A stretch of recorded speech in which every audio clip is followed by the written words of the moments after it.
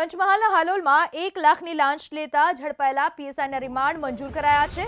હાલોલ કોર્ટે પીએસઆઈ મેહુલ ભરવાડના 3 દિવસના રિમાન્ડ મંજૂર કર્યા। એસીબીએ 5 દિવસના રિમાન્ડની કરી હતી માંગ। કાલે એસીબીએ મેહુલ ભરવાડને રંગે હાથ લાંચ લેતા ઝડપી પાડ્યા હતા। હાલોલના કોર્ટે પીએસઆઈ મેહુલ ભરવાડના 3 દિવસના રિમાન્ડ મંજૂર કર્યા છે। મેહુલ ભરવાડ જેઓ લાંચ લેતા ઝડપાઈ ચૂક્યા હતા।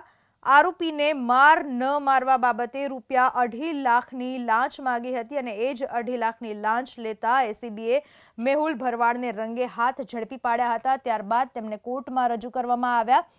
5 દિવસના રિમાન્ડની માંગણી કરવામાં આવી હતી, જ્યારે કોર્ટે 3 દિવસના રિમાન્ડ મંજૂર કર્યા છે। આ વિશે વધુ માહિતી આપવા આપણી સાથે જોડાઈ ચૂક્યા છે મારા સંવાદદાતા હનીફ ભગત। હનીફ, શું આખી વિગત છે ઘટનાને લઈને? પંચમહાલ જિલ્લાના હાલોલ ના જે લાંચ સ્વીકારવાના બહુચર્ચિત કેસમાં હાલ પોલીસ સબ ઇન્સ્પેક્ટર જે મેહુલ ભરવાડ છે તેને હાલોલની સ્પેશિયલ કોર્ટમાં રજૂ કરવામાં આવ્યા હતા, જ્યાં કોર્ટમાં રજૂ કરી એસીબી દ્વારા 5 દિવસના રિમાન્ડની માંગ કરવામાં આવી હતી।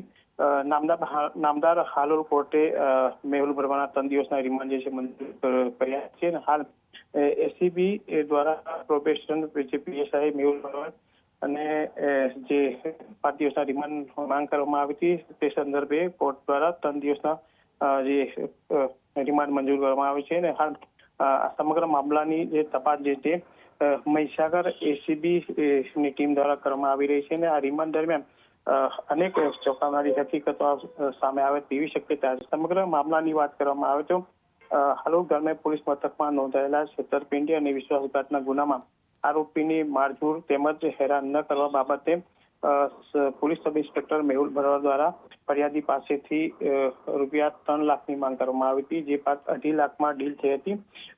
આ સમગ્ર મામલાને લઈ જે ફરિયાદી દ્વારા એસીબી નો સંપર્ક કરવામાં આવ્યો હતો, જે બાદ ગોધરા એસીબીની ટીમે છટકું ગોઠવી જે મેહુલ ભરવાડ પોલીસ સબ ઇન્સ્પેક્ટર હાલોલ ગ્રામ્યમાં જે ફરજ બજાવે છે તેઓને રૂપિયા 1 લાખની લાંચ લેતા રંગે હાથ ઝડપી પાડવામાં આવ્યા હતા।